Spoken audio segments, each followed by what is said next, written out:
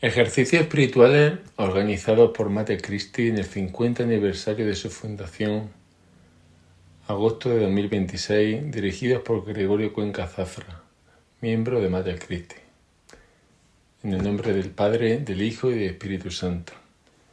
Ven Espíritu Divino, manda tu luz desde el cielo.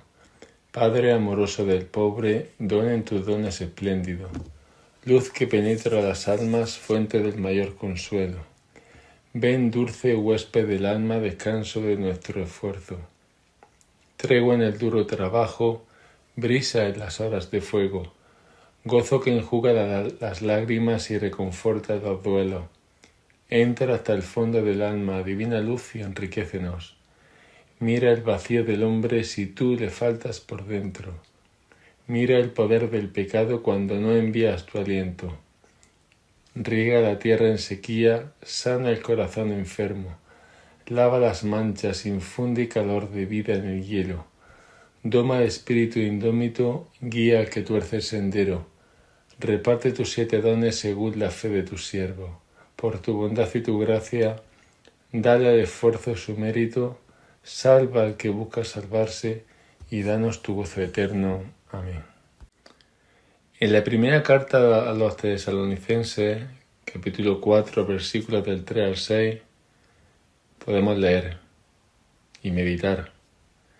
Esta es la voluntad de Dios, vuestra santificación, que os apartéis de la impureza, que cada uno de vosotros trate su cuerpo con santidad y respeto, no dominado por la pasión, como hacen los gentiles que no conocen a Dios, y que en este asunto nadie pase por encima de su hermano, ni se aproveche con engaño. Pues, queridos hermanos, hablar de la lujuria exige claridad, pero también delicadeza, porque no estamos hablando de que el cuerpo, la sexualidad, la atracción o el placer sean malos, ni muchísimo menos. Todo eso forma parte de la creación de Dios. El ser humano no tiene simplemente un cuerpo, como quien posee un objeto exterior, y es una persona corporal, afectiva y sexuada. Nuestro cuerpo participa de nuestra dignidad, expresa nuestra identidad, y está llamado a convertirse en lenguaje de amor y de entrega. La clave radica cuando la sexualidad deja de ser integrada en el amor y se transforma en una búsqueda de satisfacción, apropiación o dominio. Entonces la persona deja de ser contemplada como un alguien, como un prójimo, como un hermano, y empieza a ser utilizada como un objeto. La diferencia esencial podría expresarse de la siguiente manera. La lujuria pregunta, ¿qué puedo obtener de ti? El amor, en cambio, preguntaría, ¿qué bien puedo hacerte? Y es que la lujuria separa el cuerpo de la persona. El amor reconoce que ese cuerpo pertenece a alguien con dignidad, libertad, historia, sentimientos, con su herida, su familia, su vocación y un destino eterno.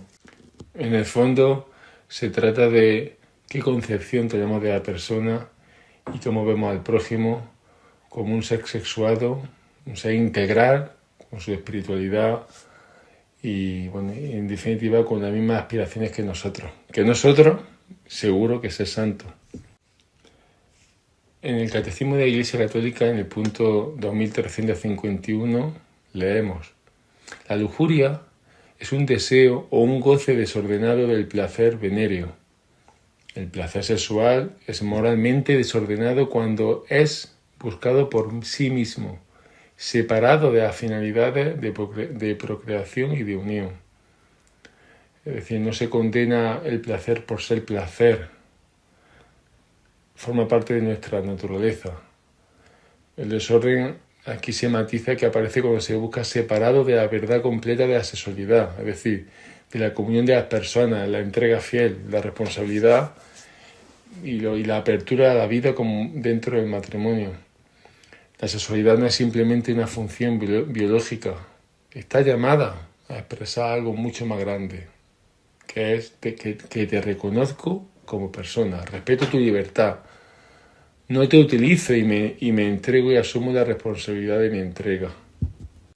Convendría, sin querer acotar toda la dimensión antropológica de la sexualidad, que supondría explicar esta visión de la persona, sin ánimo de acotarla, pero conviene distinguir al menos parcelas concretas. Por ejemplo, hay varios momentos para no confundir lo que es la tentación con el pecado. Una persona puede reconocer espontáneamente que otra es atractiva y por ello no hay pecado en ello. Es decir, estaríamos hablando de la diferencia entre la atracción, la tentación y el consentimiento. Puede aparecer involuntariamente una imagen, un recuerdo, una reacción corporal o un pensamiento. Tampoco existe todavía consentimiento moral, está claro. El momento decisivo llega cuando la voluntad elige prolongar la mirada deliberadamente, volver a esa imagen recrearse incluso la fantasía, buscar voluntariamente la excitación o utilizar incluso interiormente a la otra persona. Y aquí Jesús es muy claro, en Mateo 5:28. Todo el que mira a una mujer deseándola, ya cometió adulterio con ella en su corazón.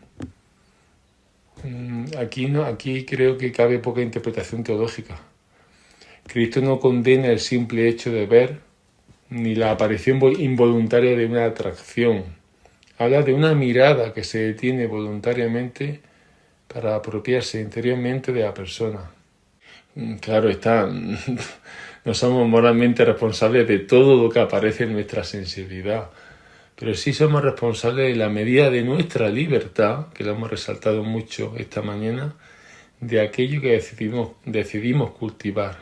Por eso en el Catecismo se nos enseña en el punto 2520, la Santa Madre Iglesia nos enseña que, más que nos enseña, nos recuerda esta distinción cuando nos enseña que la pureza exige disciplina de los sentidos y de la imaginación, junto al rechazo de la complacencia voluntaria en pensamientos impuros. Y si nos vamos adentrando un poco más en la terminología, especialmente diferenciándola del amor, podríamos decir que el amor busca el bien del otro con autodominio, cuidado, razón e incluso paciencia, diría yo. La lujuria, en cambio, busca principalmente su propia gratificación. El amor crece con el conocimiento, el diálogo y la verdad. En cambio, la lujuria se precipita, utiliza estrategias, aprovecha ocasiones y se desentiende fácilmente de la persona una vez que se conquista la satisfacción. Habría que preguntarse también por qué la lujuria es un pecado capital. Y digamos que es sencillo, porque como bien lo hemos repetido en numerosas ocasiones, simplemente porque puede generar otros pecados e incluso consolidar otros vicios. Los pecados capitales reciben ese nombre porque, como hemos dicho muchas veces, generan otros pecados. La lujuria, en este sentido, puede abrir paso a la mentira, a la ocultación, manipulación, por supuesto a la infidelidad, al abuso de poder, injusticia, violencia, a las rupturas familiares, al abandono de obligaciones, a un aspecto muy interesante que es el endurecimiento de la conciencia e incluso la insensibilidad del corazón. Y por supuesto, el fin último, el principio último, sería la pérdida de la relación con Dios. De modo que no debemos contemplar la lujuria como un acto aislado, porque puede convertirse en una raíz que va reorganizando la vida entera alrededor del secreto y de la satisfacción. La lujuria puede manifestarse en pensamientos, miradas, palabras, mensajes, fantasías, acciones e incluso en las relaciones cotidianas. Y también puede esconderse bajo la apariencia de admiración, amistad, cariño o necesidad afectiva. Recordemos, como dijimos desde el primer día, la facilidad que tenemos nosotros, los seres humanos, de engañarnos a nosotros mismos.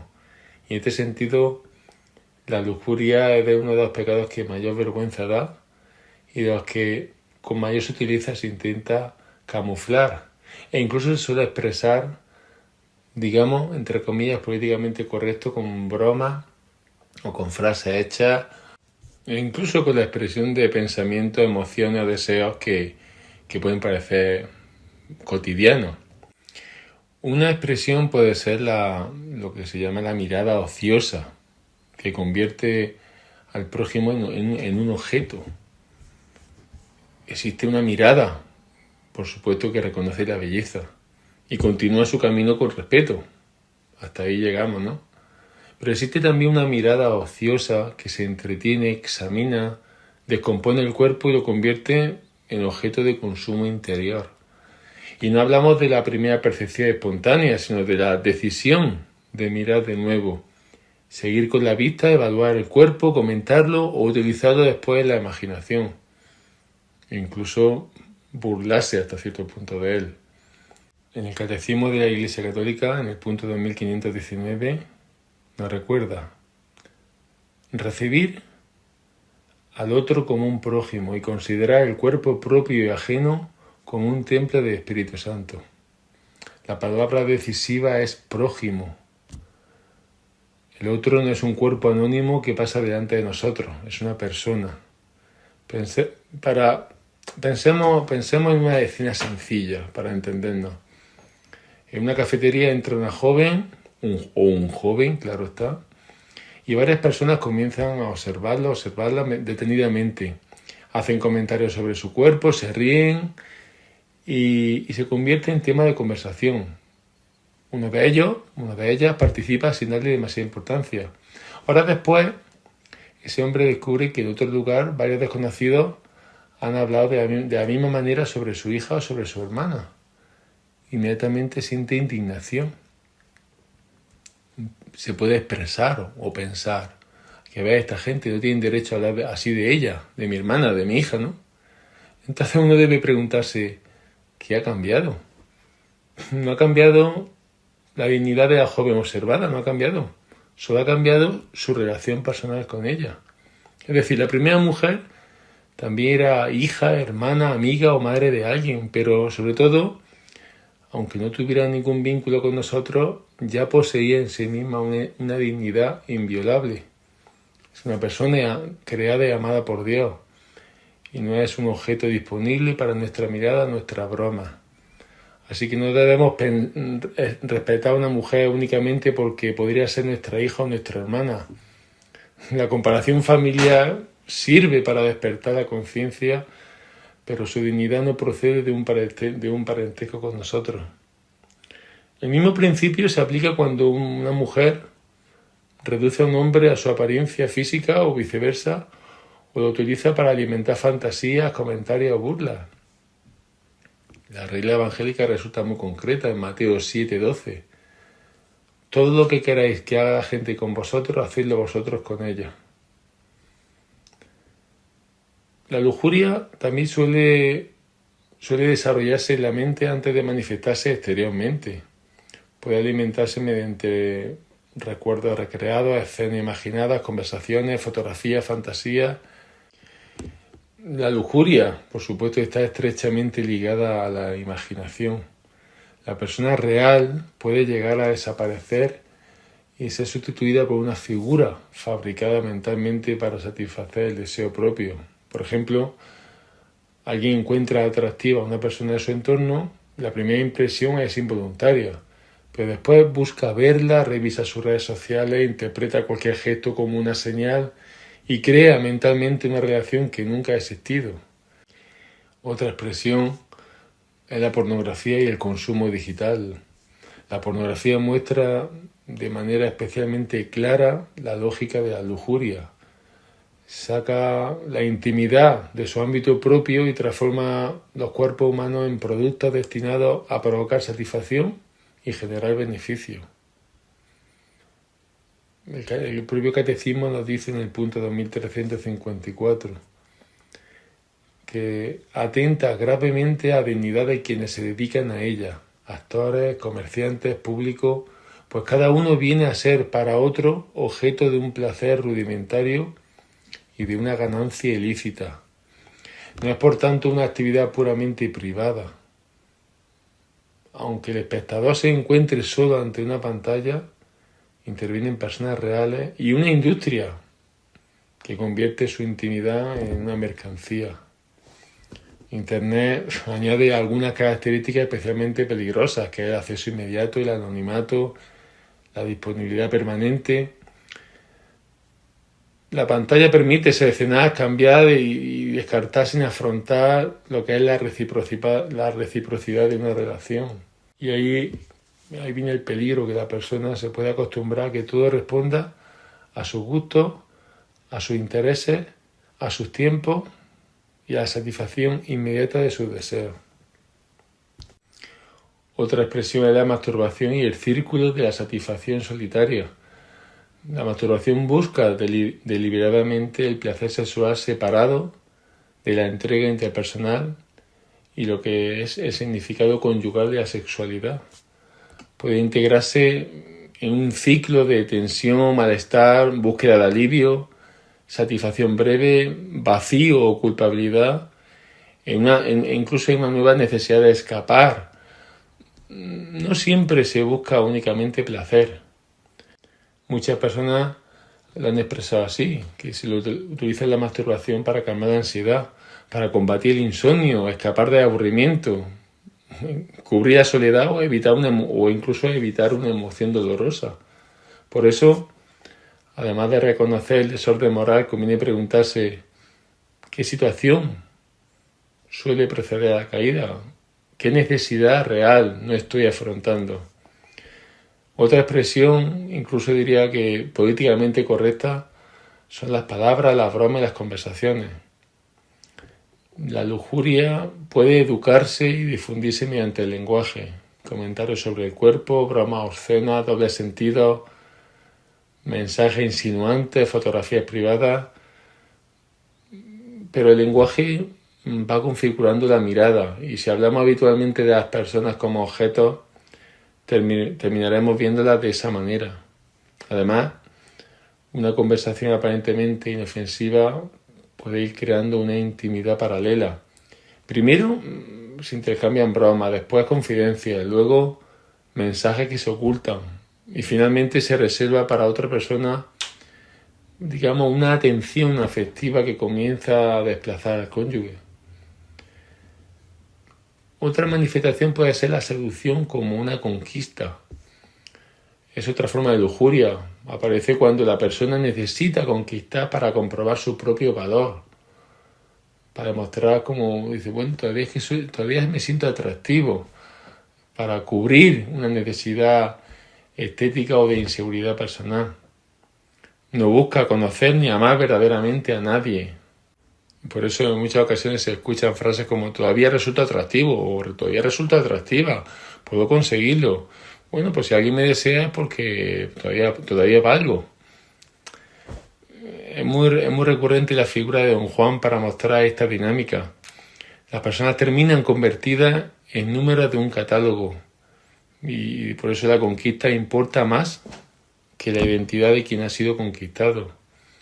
Detrás seguro que puede existir inseguridad, narcisismo, miedo al compromiso o la necesidad de reconocimiento personal. Pero el otro queda utilizado como un instrumento para sostener la propia autoestima. Es decir, manejamos a la otra persona, a tu prójimo, a otro ser humano como tú, simplemente para cubrir una necesidad personal. Bueno, ¿qué decir de la lujuria dentro del matrimonio? Estar casado no hace imposible la lujuria. La intimidad conyugal está llamada a expresar una entrega mutua, fiel, respetuosa, responsable y abierta a la vida. Pero puede desordenarse cuando uno de los esposos considera al otro disponible por obligación, presionada, ignorando su estado físico y emocional. Cuando se introducen comparaciones irreales o incluso se separa lo que es la intimidad sexual de la ternura y del cuidado diario. El matrimonio no concede derecho a utilizar al otro. De hecho, la castidad conyugal no es frialdad ni falta de deseo. Se trataría de integrar el deseo en un amor que reconoce la dignidad, la libertad y el bien del cónyuge. La prueba sencilla consiste en preguntarse: ¿sigo tratando con ternura a mi esposo o esposa cuando la intimidad sexual no es posible? El amor verdadero une personas, no solo cuerpos. Una última manifestación que podríamos condensar en este espacio de tiempo sería la lujuria cuando adquiere una posición de autoridad o confianza, un superior respecto a un subordinado, un educador respecto a un alumno, un profesional respecto a una persona vulnerable. En estos casos puede existir presión, manipulación o aprovechamiento de una dependencia emocional, espiritual o incluso institucional. Y no se desordena solamente la sexualidad, se traiciona una misión de protección y de cuidado. Si echamos un vistazo a los posibles orígenes, raíces o detonantes, para combatir la lujuria no basta con controlar el comportamiento final.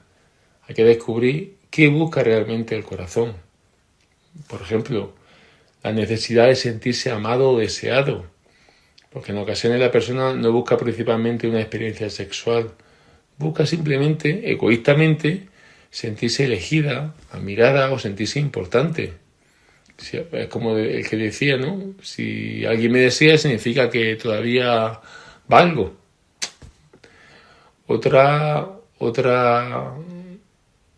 raíz, otro origen puede estar en la soledad y miedo a la intimidad verdadera. La fantasía y la pornografía pueden ofrecer una falsa solución a la soledad. En ella no hay riesgo de ser rechazado, no es necesario expresar sentimientos y no hay que escuchar la necesidad del otro. Pero ese refugio termina aumentando aún más la soledad. Podemos encontrar también lo que sería la búsqueda deformada de una plenitud absoluta. Porque el corazón humano desea una belleza, una plenitud que ninguna criatura puede proporcionar completamente. La lujuria puede ser como una búsqueda enfermiza de lo absoluto. Se espera que una persona, una imagen o una experiencia proporcionen una satisfacción perfecta y definitiva, y cuando no ocurre, pues se busca otra novedad. San Agustín expresó la raíz profunda de toda búsqueda humana cuando nos dice: nos hiciste, Señor, para ti, y nuestro corazón está inquieto hasta que descanse en ti. Podemos mirar también en los orígenes y las raíces, si describimos lo que es la ociosidad, el desorden y la falta de vigilancia personal. Es decir, la ociosidad y el desorden de vida pueden ser factores que favorezcan la lujuria. El alcohol y el debilitamiento del juicio. El alcohol puede disminuir la prudencia, debilitar los límites y favorecer decisiones que la persona sobria no habría tomado. No crea necesariamente todos los deseos, pero reduce la capacidad de gobernarlos. Y quien sabe que determinado ambiente o cantidad le hace perder el control, debe estar más atento porque debe tomar decisiones antes de beber y no confiarse imprudentemente. También podríamos analizar lo que sería la repetición y la formación del hábito.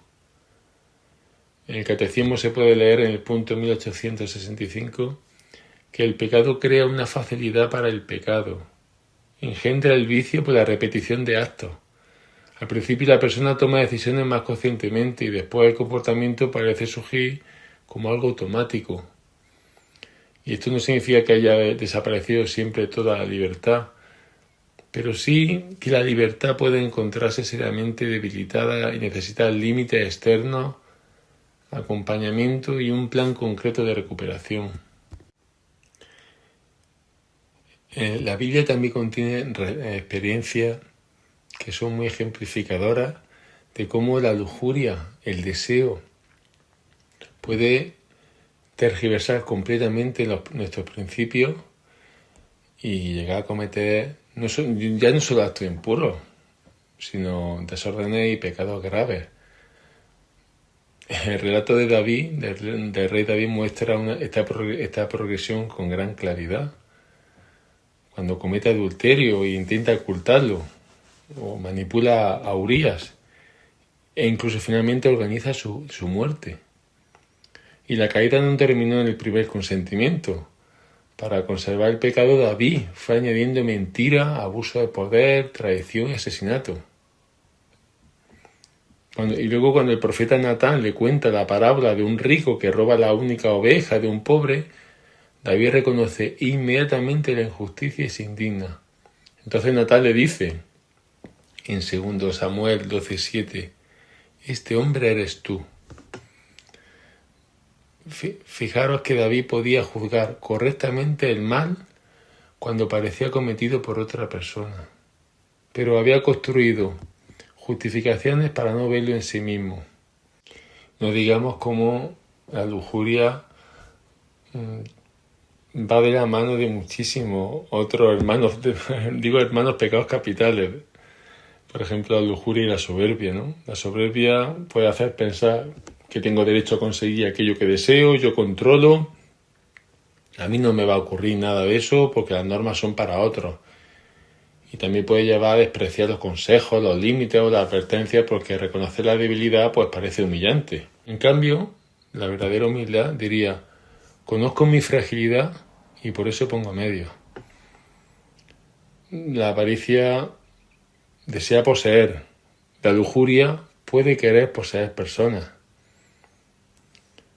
Imaginaos también con la ira, ¿no? Cuando la otra persona pone límites, rechaza o deja de satisfacer, la lujuria puede convertirse en irritación, desprecio o venganza.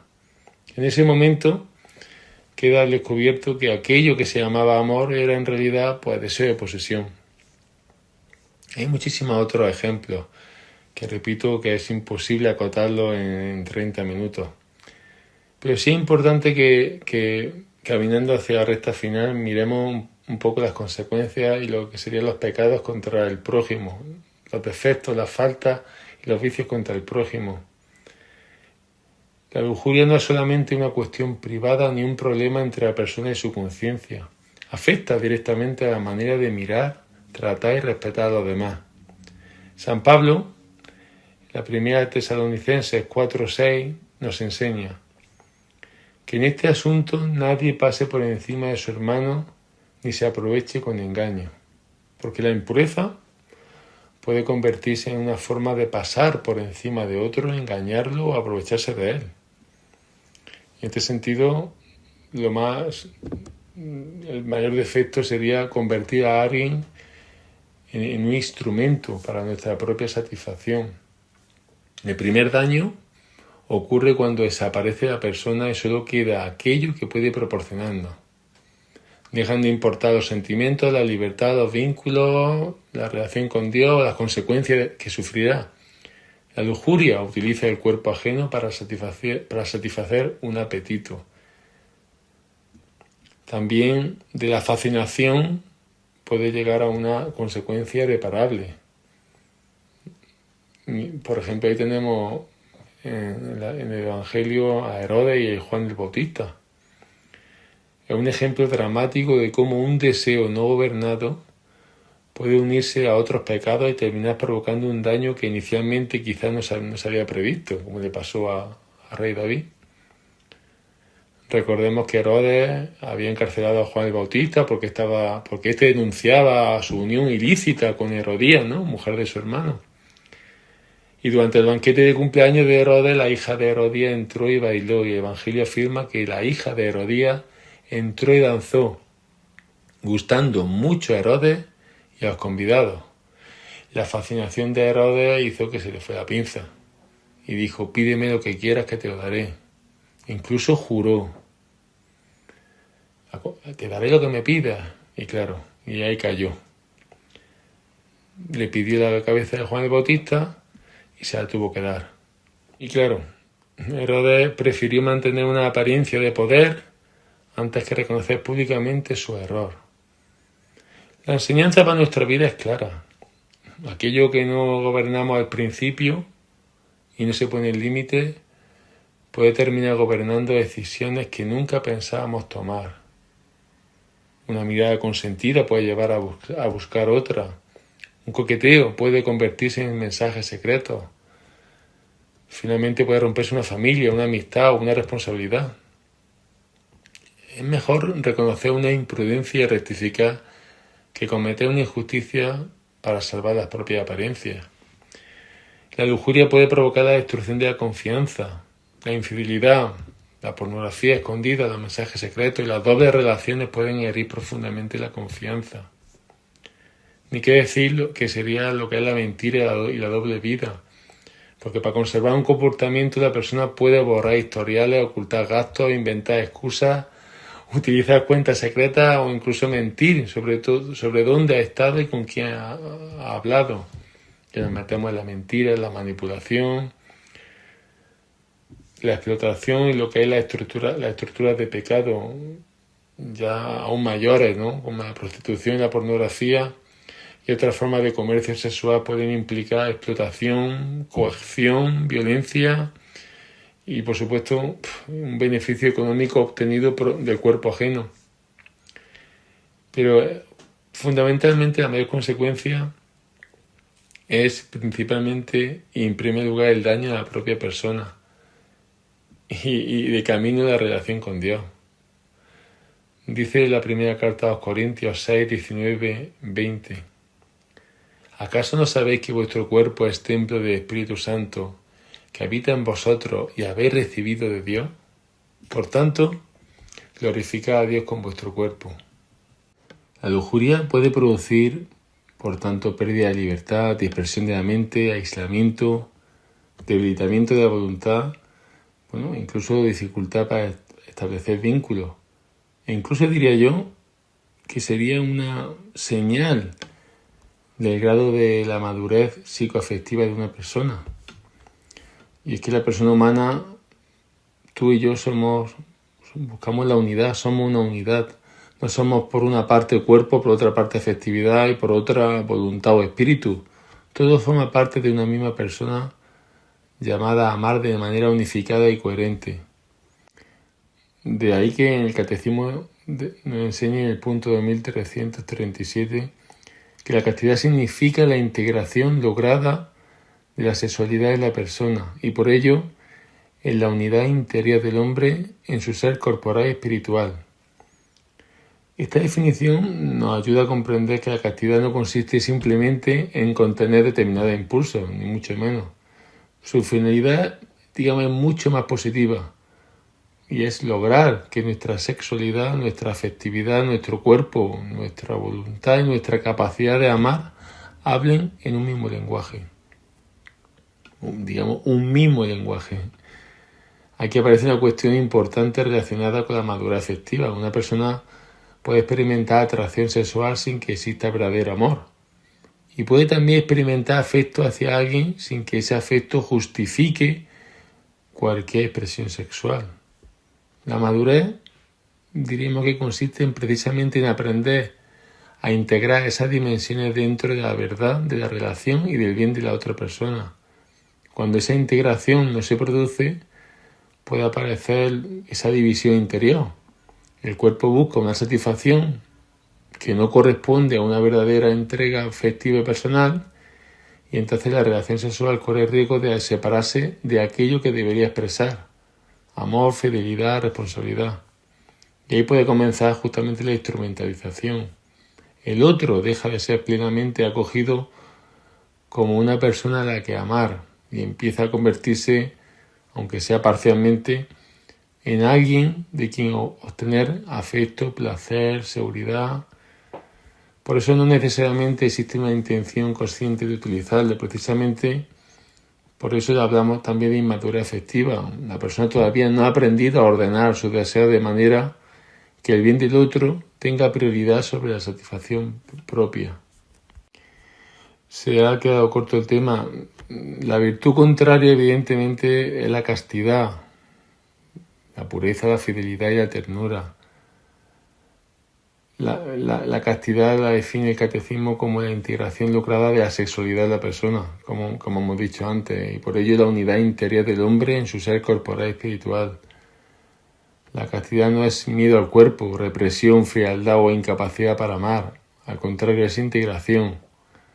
Significa que el cuerpo, la inteligencia, la imaginación, los afectos, la voluntad y la vocación de la persona caminan en una misma dirección. Todo bautizado está llamado a vivir la castidad según su estado. Los esposos la viven en el amor conyugal, fiel, respetuoso, generoso y abierto a la vida. Los novios la viven mediante la continencia, el mutuo respeto y el aprendizaje de una fidelidad que sabe esperar. Las personas solteras y consagradas la viven pues, integrando su afectividad en la amistad, el servicio, la continencia y la entrega a Dios. También se podría hablar rápidamente del dominio de sí para poder entregarse. El dominio de sí está ordenado al don de sí mismo. No buscamos dominarnos para encerrarnos ni para sentirnos superiores, por supuesto. Necesitamos ser dueños de nosotros mismos para poder entregarnos libremente.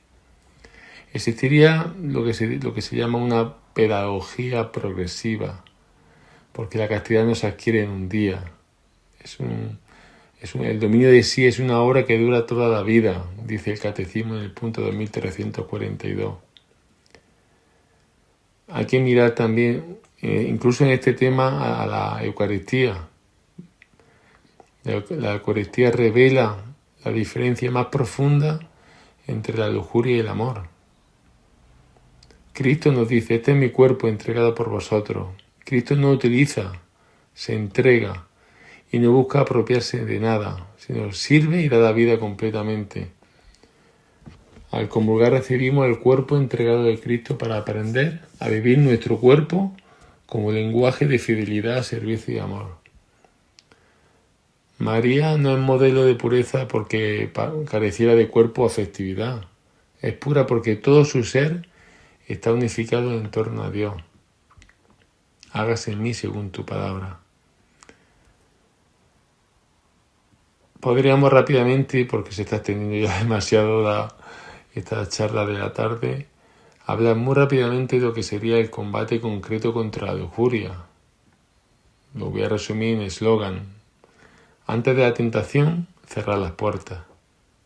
El Cupoli enseña que hay que combatir las causas y ocasiones antes de que la tentación haya adquirido fuerza. No podemos rezar, no nos dejes caer la tentación, mientras mantenemos voluntariamente abiertas todas las puertas. Alimentar bien el espíritu sería otro consejo rápido. No basta vaciar la mente de imágenes, hay que llenarla de bienes verdaderos. Durante la tentación, no dialogar. Toda tentación tiene un diálogo interno que produce consecuencias desagradables. No me refiero a la lujuria. En toda tentación el diálogo es diabólico, y si no, analizarlo. Toda tentación hacia una crítica, hacia alguien, hacia un conflicto, tiene previamente un diálogo interior. Cuando aparece una tentación intensa, en este caso con la lujuria, no conviene analizarla prolongadamente ni comprobar hasta dónde podemos resistir. San Pablo nos dice en 1 Corintios 6:18, huid de la inmoralidad. Hay que educar la mirada. El Catecismo propone la pureza de intención, la disciplina de los sentidos, la custodia de la imaginación, el rechazo de la complacencia y la oración. Y claro, después de una caída debemos evitar dos engaños. El primero, el que nos decimos que no ha pasado nada, ya no tengo remedio. Lo primero conduce a repetir, lo segundo conduce al abandono. Y conviene preguntarse seriamente qué ocurrió antes, qué emoción estaba viviendo, qué puerta he dejado abierta y qué medidas debo modificar. En definitiva, existen otras tantas medidas, consejos, pero bueno, vamos a dejarlo aquí. Ojalá haya otra ocasión para extenderse un poco más. Ya nos queda solamente esta noche. Aprovechemos estas horas para conocer esa unidad personal en las diferentes dimensiones, la afectiva, la sexual, la corporal. Analicemos cómo la expresamos, cómo trabaja nuestra mente y, en definitiva, como hemos dicho antes, el objetivo final es dar buenos frutos. Y no solo dar frutos para dar una buena imagen, sino bueno, dar frutos para alabar a Dios. No estamos aquí simplemente para conseguir méritos, sino también para dar gloria a Dios con todo lo que nos ha dado. Feliz tarde.